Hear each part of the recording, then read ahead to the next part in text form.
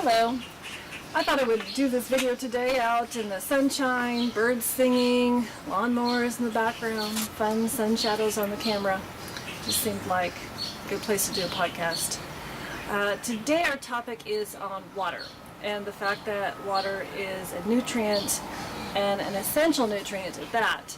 And I'm sure that most of us have never even considered that water is a nutrient, but I would say that because a lack of water or chronic dehydration is one of the contributing factors of disease and the aging process. Dr. B, as I'm going to call him because I have no idea how you pronounce his name, it starts with Batman and ends with DJ. He did years and years of research of the damaging effects of chronic dehydration on the body and then the healing effects of water.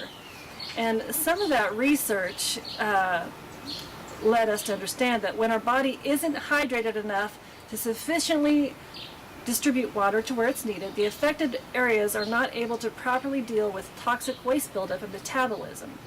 Our cells, which are plump, begin to shrivel and constrict, and the nerve endings will register this to the brain, and the brain in turn will register this to us in the form of pain such as migraines, joint pain, fibromyalgia, heartburn, and those types of disease symptoms. Let's look at a few other disease symptoms whose underlying cause is chronic dehydration. The first one actually is high blood pressure.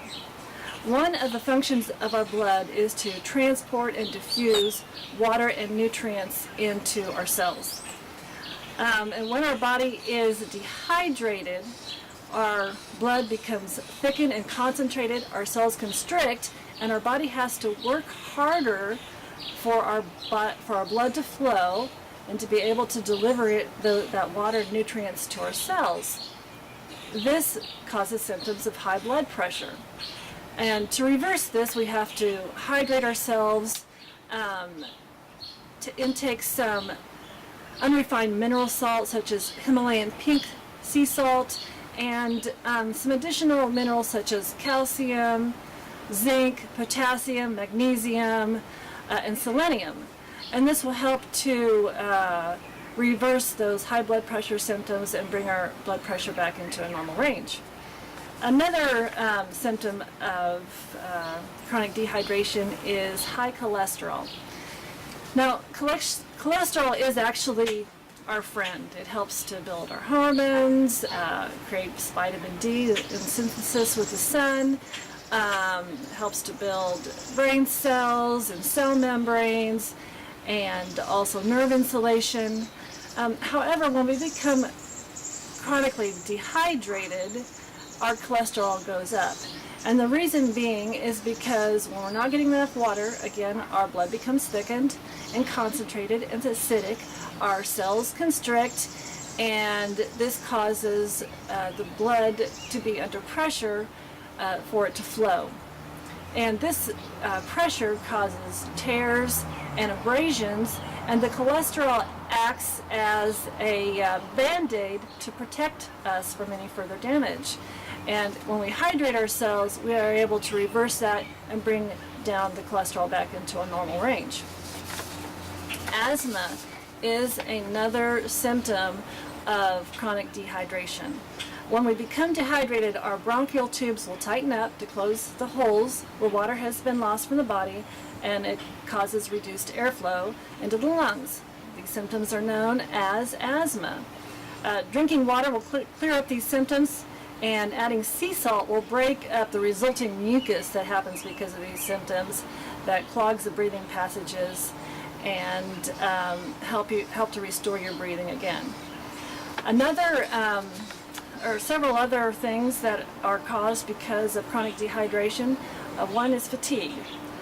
Water happens to be one of the main energy sources for our body.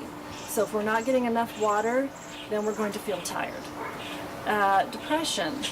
Water, when we're getting plenty of hydration, increases our endorphins. So if we're not getting enough water, then we're going to feel moody and we're going to feel depressed. Another thing is it causes aging to our skin. When we're not getting enough water, our cells again are becoming constricted, and they lose their suppleness, and so the same thing happens to our skin. Our skin wrinkles and sags and loses its smoothness because that's the same thing that's happening to our cells. So you clearly can see that we need to drink enough water throughout the day, staying hydrated, so that our bodies can function optimally. One thing that you can do is when you get up in the morning, drink a glass of water and add to that water about a teaspoon or a half a teaspoon to a teaspoon of unrefined sea salt that has minerals in it and trace minerals in it, and it's also electrolytic, so it provides hydration and electrolytes to your body. And do that again about 30 minutes before you go to bed at night. And then stay hydrated throughout the day. Our bodies alert us to the lack of nutrients, water, by pain responses, disease symptoms, and illness. And if we properly hydrate, eat a good healthy diet, exercise, we can help our bodies to function properly, and we can live a much healthier life. So hopefully I have inspired you today. Be healthy, be whole, and I will see you again next week.